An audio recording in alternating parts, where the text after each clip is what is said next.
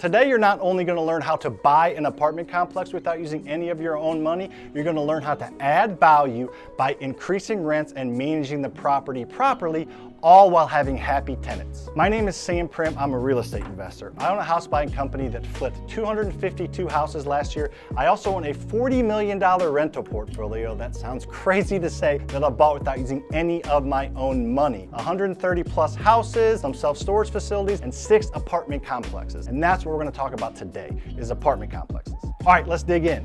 Back in 2019, I owned quite a bit of real estate. I don't know the exact number, but I owned a 9-unit apartment complex and probably 20 or 30 different single-family houses, and I was looking to grow my portfolio. I was looking for deals everywhere I could. I was even looking online on the MLS, which is pretty much impossible to find deals today, but back then it wasn't too bad. I wanted to buy a small apartment complex, but I wasn't finding any. So what I did to find a deal was I just expanded my search criteria. I own all my properties in the metro area of St. Louis. So in St. Louis County, then the surrounding counties, they didn't really have any deals that met my criteria at the time. There were some bigger deals, I couldn't afford them. So I was looking for a smaller deal that I could take down. What I did, I expanded my search zone. I went out to Troy, Missouri, which is probably about an hour and a half outside of St. Louis. So it's a little bit farther west, but there's not as much competition the farther out you go. And I actually found this 12-unit apartment complex listed on the MLS from an agent.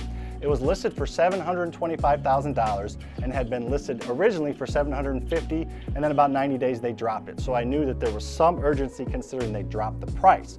So I negotiated with the seller, negotiated with the real estate agent, and got it under contract for $682,000. It was a little bit further out than I wanted, but it was a good deal. I liked the possibility of it, and looking back, the population is definitely moving that direction. That highway that goes up to Troy, Missouri, Highway 61, that has got new exits now, so the population is moving. As the government improves roads or adds exit or increases lanes of roads, the population tends to move out that way because they can still get into their job and into shopping and into cities quicker because there's more exits and more lanes. So that's kind of a little pro tip for you, and that's what happened, and I stumbled upon that in this deal. So that 12-unit apartment complex was a little bit further out than we'd ever bought, but looking back, it was a super smart move. All right, let's talk about some numbers, and then I'm going to give you some tips on how we were able to take this over without having any issues from any tenants and actually improving the tenant's experience, all while raising rent. As I stated earlier, we got the property under contract for $682,000. We got an 80% loan from the bank, so the bank gave us a loan for $545,000. We had to come up with the other $135,000 from a private lender. After looking at the property and with our plan to kind of improve it a little bit, we ended up raising $185,000 from one private lender. His name's Steve. So he gave us a check for the 20%, $135,000 plus another $50,000. So we borrowed $185,000 from our private lender, which was more than enough for the 20% down payment and gave us some reserves to improve the building. And that's where it all starts. We took over the building, we sent the new tenants a letter, we communicated with them, we told them that we were going to take care of them, we would respond to maintenance calls within 24 hours. We were there to make their lives easier. We gave them multiple options to pay, we introduced ourselves to them, we introduced our maintenance staff to them. We just made them feel like we were going to take care of them. We did that, and then we took some of that $50,000 and improved the exterior of the building. We resurfaced the parking lot. It wasn't super expensive, not a ginormous parking lot as you can see, but we resurfaced it and restriped it, so that looked great.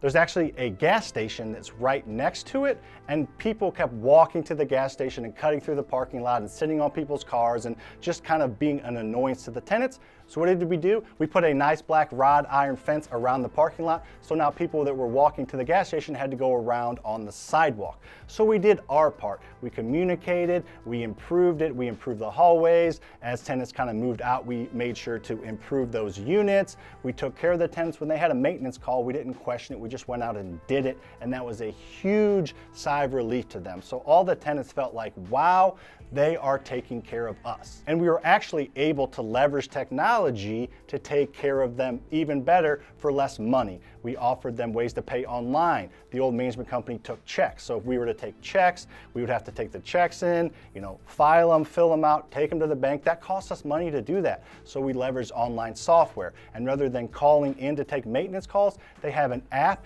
as well as an online portal that they can go and put in maintenance requests. It's called Buildium. It's what we use for that. So they fill out a maintenance request, we get it, someone on our team right away says, we've received this and we're on it. So within usually a few minutes, they know that we've received it and are looking into it. And if it's not urgent, they're okay with us taking a day or two to get there, but the fact that we communicated with them and let them know we received it and are on it means all the world to the tenants, especially if you're taking over tenants that have not been treated the best in the past. They felt like we were really taking care of them, which we were. So all that being said, as soon as a tenant's lease was up, we raised rents on the tenants that were staying there. Now, we didn't raise it up to full market price because they were about $200 a month shy. What we did was we met them in the middle. We took the rents from $650 to $750 or $775 when market rent was really $850.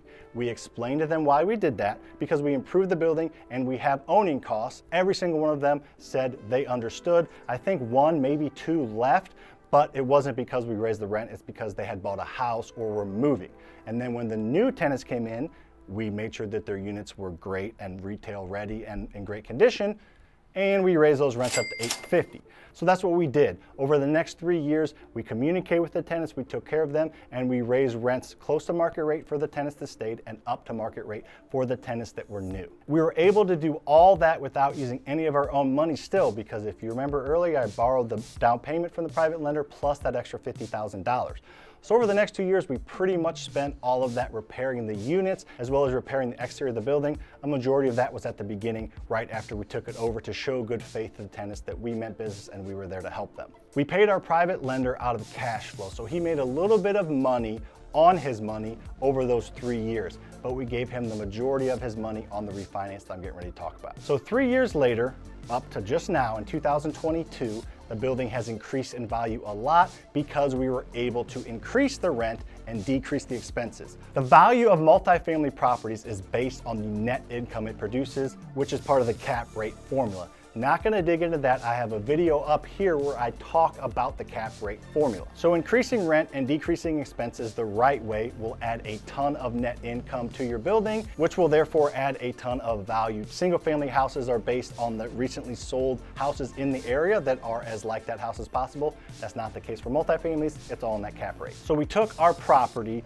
to a national lender. We have enough of a rental portfolio that we took it to them to try to get as best rates as possible. They appraised it, they underwrote it, and the day of closing, they called us and said, we can't close. Well, we can close, but your rate's gonna go from, I think, 4.75 to 6 because interest rates had just increased. If you're at all paying attention, interest rates are going up. So we said, no, we're not gonna do that. We'll hold on to it for now and figure something else out. And we ended up going to what I always tell everybody to go to is these small local banks. They're much more flexible and understanding. We had relationships built up, so we were able to get a good rate with that small local bank. We didn't get as long of terms, it's over 25 years instead of 30, but that's okay. We got good rates and we ended up refinancing. Let's break down those numbers and I can show you how we pocketed $170,000 of tax-free money and how we're using that to lend, to start an Airbnb business, and to have reserve. The new appraised value of the building after we increased the net income was $1,110,000.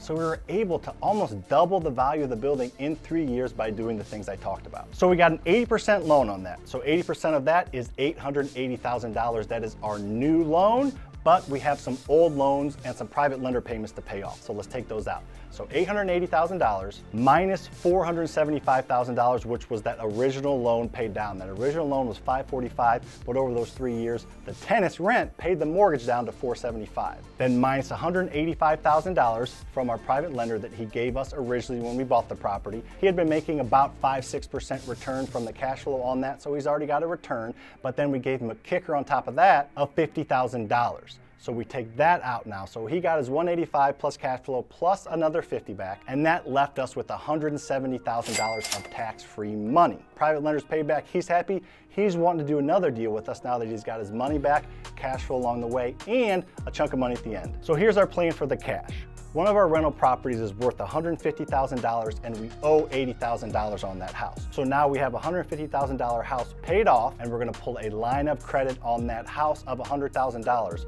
So now we have $100,000 that we can lend out to people or our other businesses and make a spread on. We have a line of credit on it at 4%. We're gonna lend it out to our flipping company at 12%, and we can make an 8% spread on that on a paid off property, and the cash flow from that property goes up because you don't have a mortgage on it. Still got $110,000 left. We are actually taking $25,000 of that and decking out an apartment at one of our apartment complexes in the city. We are gonna turn that into an Airbnb, and rather than come $25,000 out of pocket to get decorations on it, to make it really nice, to get all the stuff that needs to go to an Airbnb, we're kind of dipping our toe in that water. We are gonna use this $25,000 to make that really, really nice and see how that goes, and maybe have a couple of those units be Airbnbs or short-term rentals to increase the cash flow. And then that leaves us with $65,000 left over. This is just going in the bank as reserves to have for expenses, and just, we don't want to have a ton of money in the bank, but it's nice to have some extra money in the base just in case you need it for who knows what. So you're probably thinking, how do I find a Steve? This is the biggest question I get on all my social media. There's lots of ways out there to find a Steve. I have several videos on how to find private lenders. Check out this video over here. I talk about how to find private lenders and what to say to them when you're in the room with them so they will give you their money. See you on the next one.